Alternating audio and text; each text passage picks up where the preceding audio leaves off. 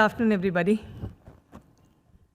Thank you, Anurag and Business World team for putting together this wonderful event, which is going to see several business authors having an opportunity to talk about what really is a reason they thought of writing the book.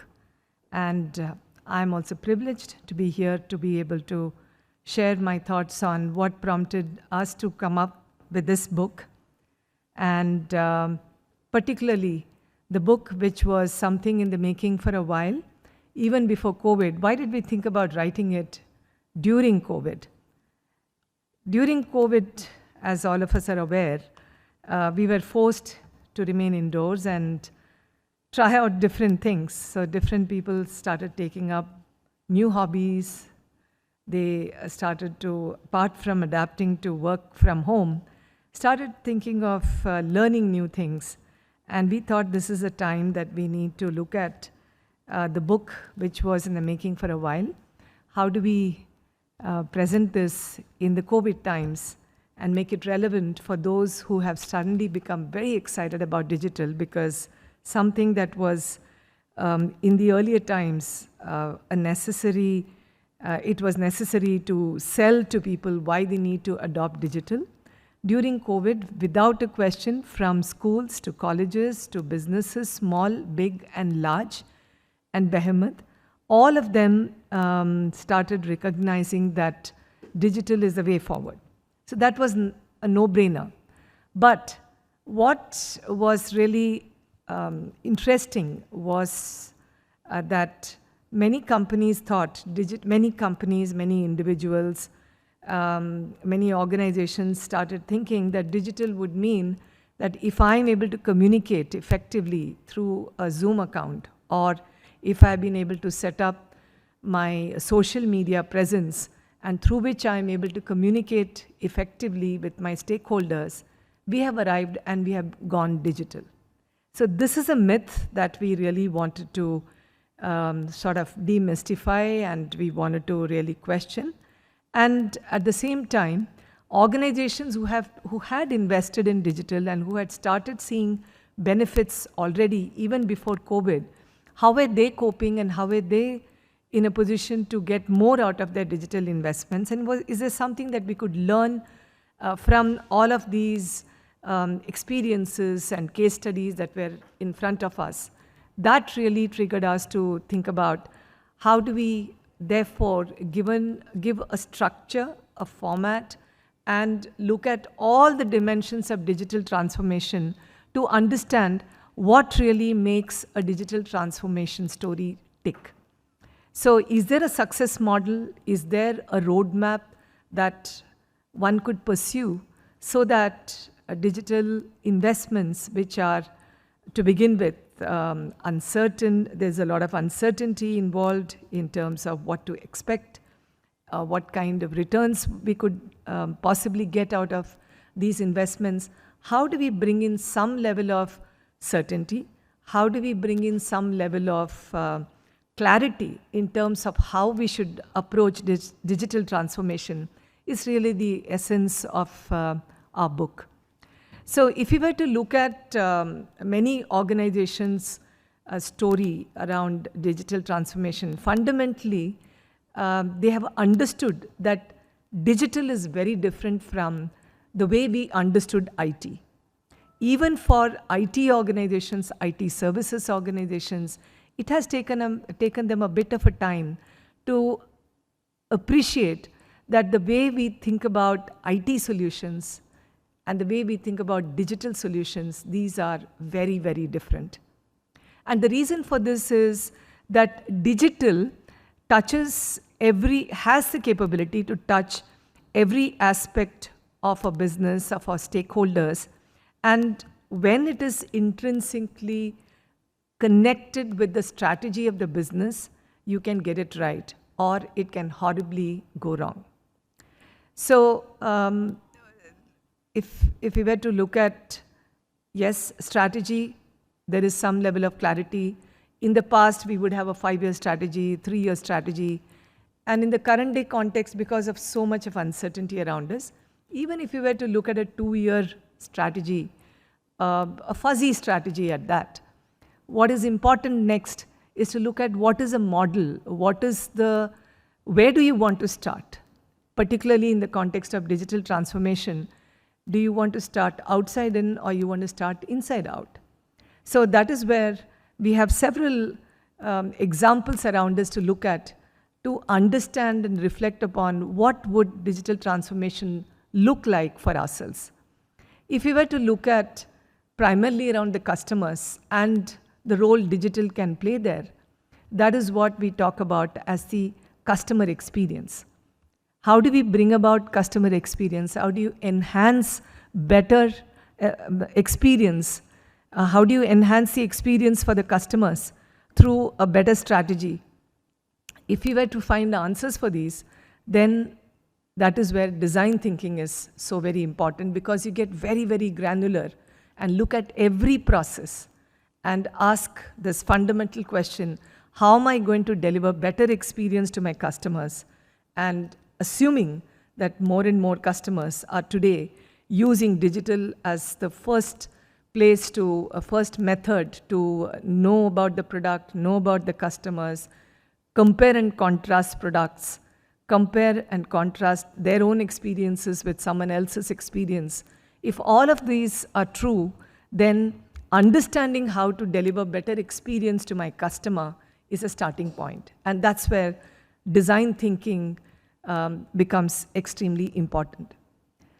Well, if we are confident, and there are examples of many financial services companies, retail companies who have understood the customer, and what Robin was speaking a little while ago about knowing your customer, that starts by looking at every little dimension of how we connect with the customer, and how do we ensure that that experience is superlative for the customer by aligning all other processes within the organization around those customer journeys.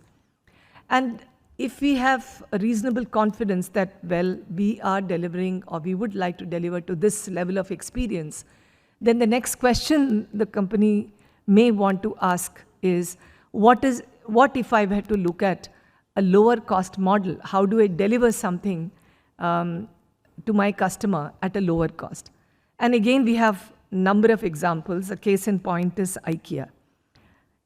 Although in India right now, there are only 5 or 6 outlets they have, but imagine you're sitting in Pune and you're liking a product and you want that to be delivered. The cost at which it gets delivered to you, it's something like 150 rupees to maximum of something like 800 rupees on an average for furniture that you want to be delivered. So there's something that happens in terms of the processes, the logistics. And all of these, when they come together, you are able to acquire better customers by delivering them superlative experience and at a lower cost model. So is it the experience model that you want to pursue? Is it the lower cost module that you want to pursue?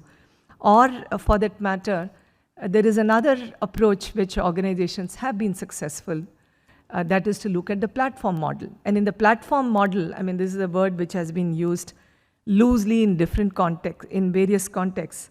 But platform model in the context of digital transformation is about bringing together various stakeholders under one umbrella and being able to configure solutions on the fly based on the needs of different stakeholders, which means better collaboration between the vendors, the partners, the customers, the internal design team, the external partners who might also be working on design, and so on and so forth. When all of these various stakeholders could be brought together under one platform, and there are different cuts to this. You could do it vertical, you could do this, you could also enable your partners to build their own collaborative networks on the platform.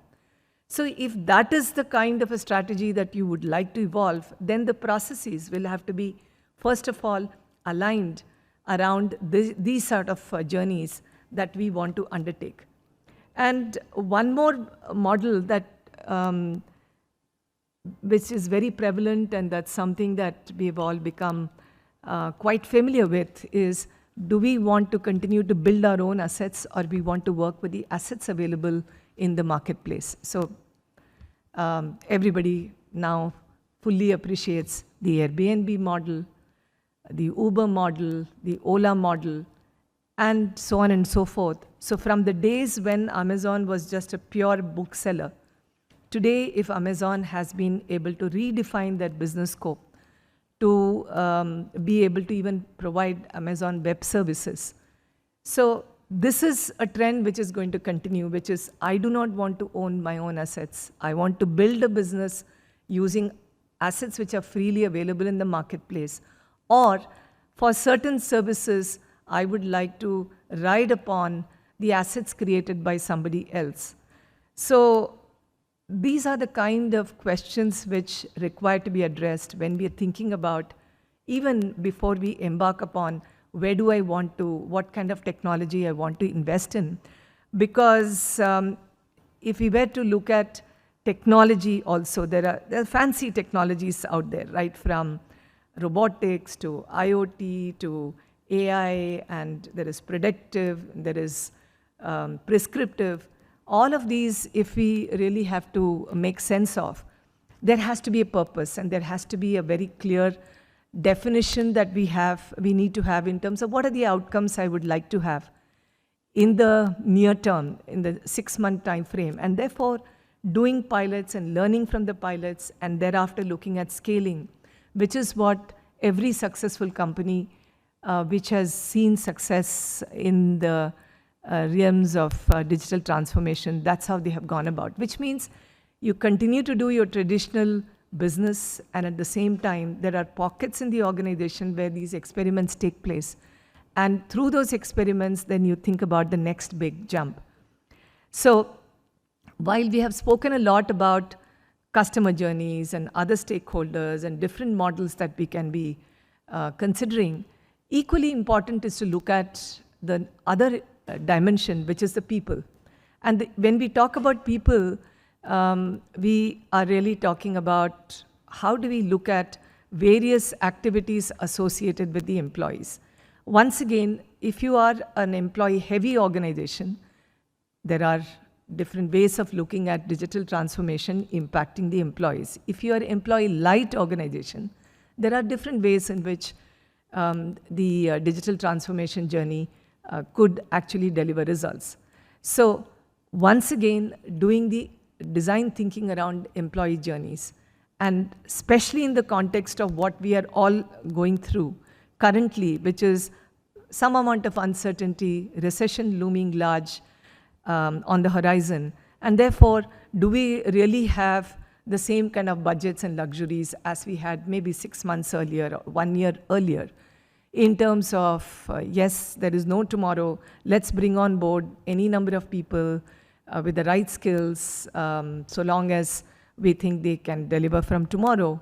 That sort of a situation is slowly turning towards, do we really need these people in?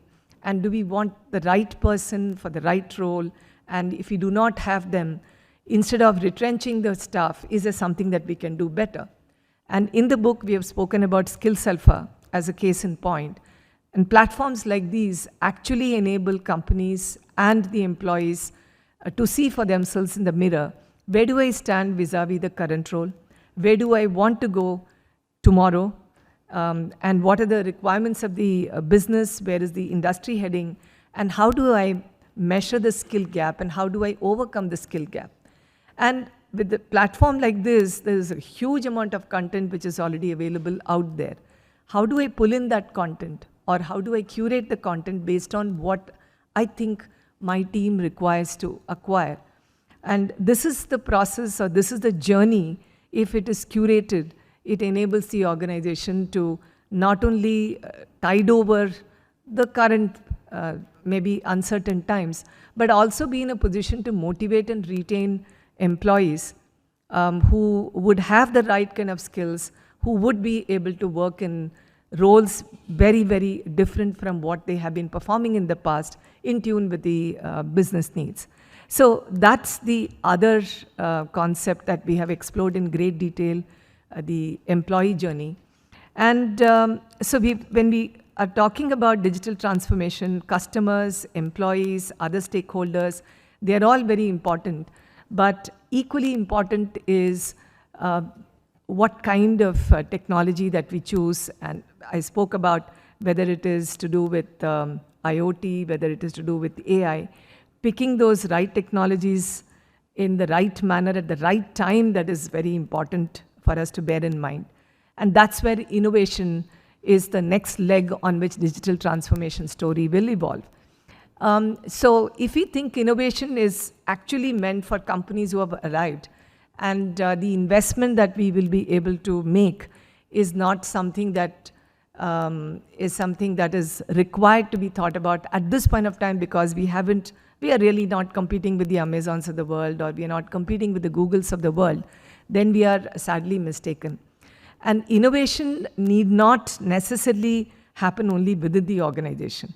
But if we know what are the problems to address, and if we know how to digitally tap into the innovation pool outside our own immediate ecosystem, connecting with academic institutions, and at the same time thinking about how with small incremental investments digitally made, we would be able to make that huge difference in terms of any of the journeys that you want to undertake. The book has spoken about some of these dimensions as well. And lastly, to stitch together all of these, the technology, the process, the people, the innovation, extremely important is the leadership dimension. And when we think about leadership, yes, leadership should facilitate a learning culture. Leadership should be able to deal with fuzzy situations. Leadership should be able to articulate the vision, however fuzzy it may be, but relate to people, even though there might be uncertainties, and yet create that excitement. And most importantly, no longer have dependence on IT team and digital team to figure out what digital technologies are really going to make sense for the business, but being able to do some amount of crystal ball gazing and some amount of comfort needing to be developed in terms of how this digital technology, digital technologies to bet upon, which is going to make a difference to my organization, is something that is extremely important in today's context from the CEOs. So in that context, the latest buzzword that is hitting everybody around the world is ChatGPT. So this is one more technology and one more round of excitement for all techno geeks out there. If you think about it like that, it is something that we have to look at with a lot of caution. Yes, at this point of time, it is to do with chatbots. It is to, sometimes some of the people feel, oh, it's all mumbo jumbo, and some others feel, no, it's getting to be a little bit more intelligent, and it is giving me intelligent answers. And I did try out ChatGPT myself, and I said, okay, this is a product, and can you come up with a digital strategy for me? Yes, it gave me, in nanoseconds, it gave me a phenomenal strategy. I couldn't really fault. I couldn't have come up with a better strategy. Then I said, can you come up with a social media calendar for this? It gave me a social media calendar as well. So I was quite zapped, and I was quite happy with that. And then I said, can you give me a content strategy for the social media posts? It even gave me week-wise, what should I be writing and what kind of blogs I should be creating, and so on and so forth. So if that has been my experience, yes, this product, this tool that is evolving, I'm using the word evolving is because it is still early days. It's basically looking at all the content which is already there, and as the term says, it is generative AI, and it has been pre-trained to look at some of the typical scenarios to figure out how it can assist, and how it can assist. It cannot decide, but it can assist in decision making. But take a few steps back and reflect upon what ChatGPT could be doing to businesses. I mean, today we are all still having fun with this ChatGPT, but when we think about its implication in the business context, in the context of the so-called transformed businesses that we all want to create, on the one hand, there has been a lot of hue and cry about robots invading the corporates, and whether they will take away the jobs of people, and so on and so forth. And still, we are not yet clear as to at what point of time whether these robots will have the capability, the intuition, the emotional capabilities of human beings to decide. But combine that uncertainty to some extent with ChatGPT.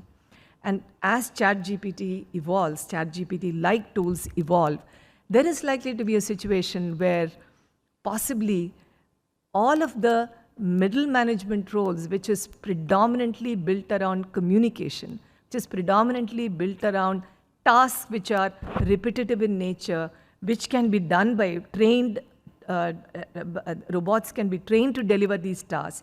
And the communication which is missing today is slowly ChatGPT kind of tools could be taking over, which means possibly the middle management roles will disappear, and what new organization of tomorrow will be left with would be the leaders and those who do the real mundane, repetitive, physical tasks, like a driving, like lift and shift, and like fixing, and so on and so forth. That is a scary situation. In other words, we are entering into an era where 10 smart people are trying to create an AI tool which is smarter than all 10 people put together.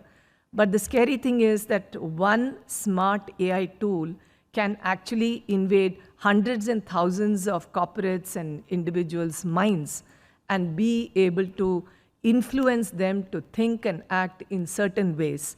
And at the end of it all, the reality is that for every 10 smart individuals, there are hundreds and thousands of individuals who are not so smart. And therefore, that is what is something that we all have to recognize, that while on the one hand, we could possibly bring into our workplace smartness and speed and possibly low cost and possibly even superior experience for our customers in the short run. But in the long run, what kind of an organization we are likely to be having to deal with? Where imagine if today we have a BPO organization in India where we are providing tens of thousands of people employment because their job is basically to look at the requirements and answer and respond and on the phone or even via chats. But if these jobs are gone, then what is going to be the model for tomorrow? Our book hasn't explored that yet, but that's a question that will come up when we think about the future of AI and the future of organization, the future of leaders who are going to be dealing with digital technologies. I think both in the short term and in the long term, we need to be aware and we need to start thinking about different models which will be required to answer such questions. So thank you very much.